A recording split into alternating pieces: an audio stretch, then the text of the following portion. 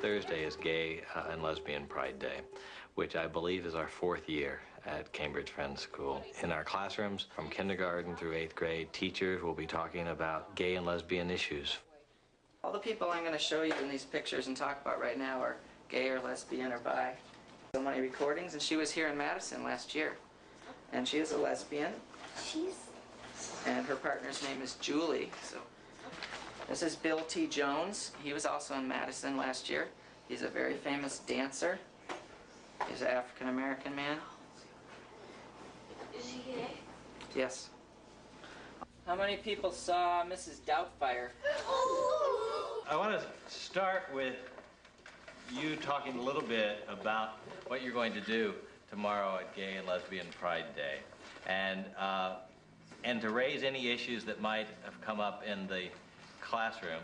I don't know. I guess for me, and I'm not trying to be decisive, and I don't know what to do about this, but as a school, are we saying that the kids have to support this? I mean, I guess that's what it sounds like to me, that we're saying if a child comes from a background that says that homosexuality is not correct, are we telling that child that they're supposed to? This is what you're supposed to do? And I don't know if this works for you, but I think that we are asking kids to believe that this is right.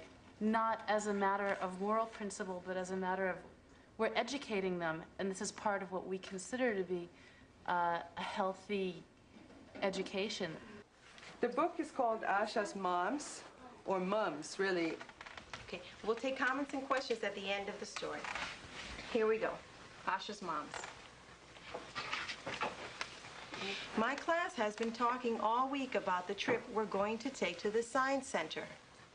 Some of the children, like Terrence and Elsie, have already been there. My teacher, Miss Samuels, gave us a form to take home.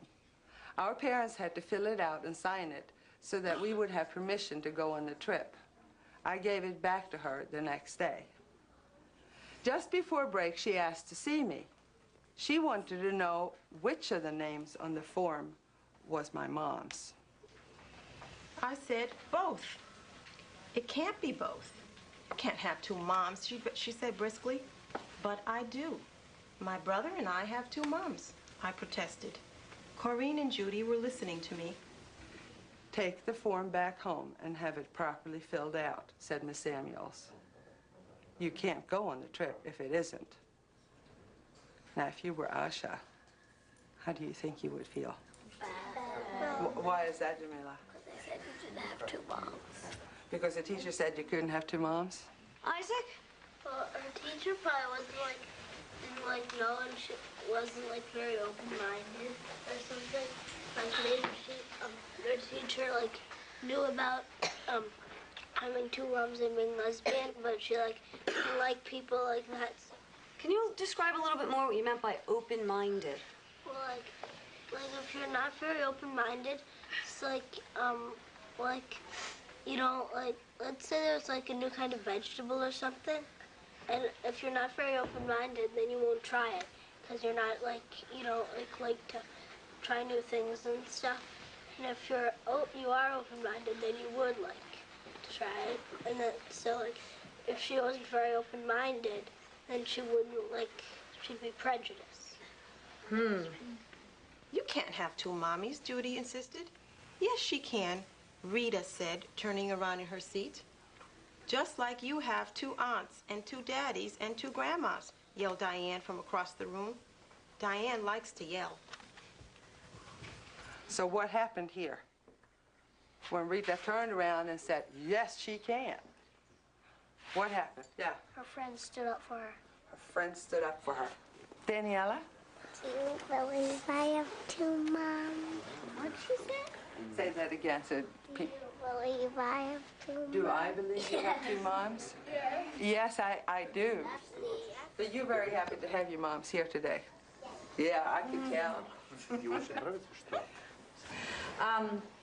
Think about if you personally yourself have ever heard anybody using a word that would make a gay person feel bad or that you think would be really hurtful to a gay person. And think about how it made you feel. I've had a lot of experiences. At this school, a lot, like, fag and faggot have been used. At this school? Yeah, and it's amazing how teachers, no offense, but it's amazing how teachers don't notice all the stuff that's going on, and even, like, they don't necessarily use the word fag, but they say, oh, what are you, gay or something like that. And it's really, it makes you feel, like, weird in your stomach. Wait.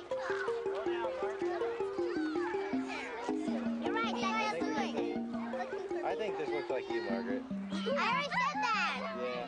Look at me. I don't think that it's appropriate that values only be taught at home.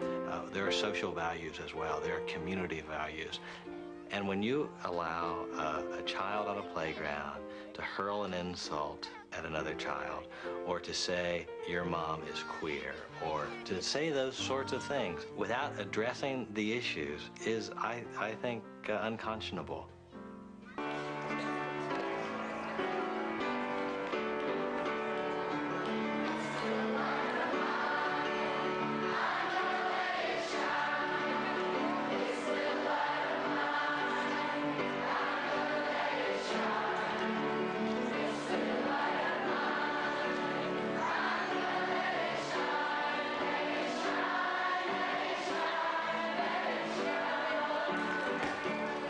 Imagine if every time I went to play soccer, I had to hide my right shin. I might hide it like this. And then I'd try to play soccer.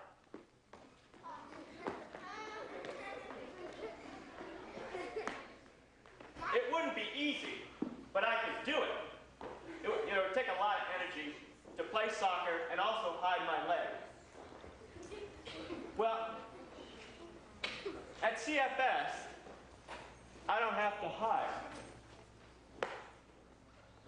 So I can play soccer with two legs. At CFS, I can tell the truth that I'm a gay man. And that gives me so much more energy to be a better teacher, to be a better co-worker, and to be a better friend. I'll see you on the soccer pitch.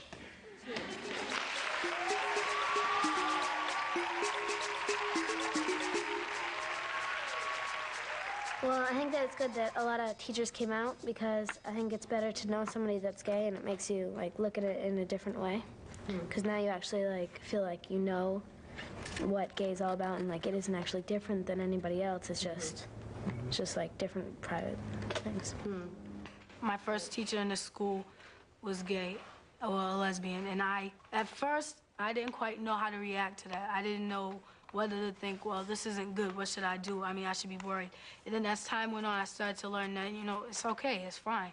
It's not anything different. This teacher acts just the same as every other teacher in the school, except for the one fact that this person is attracted to the same sex as themselves.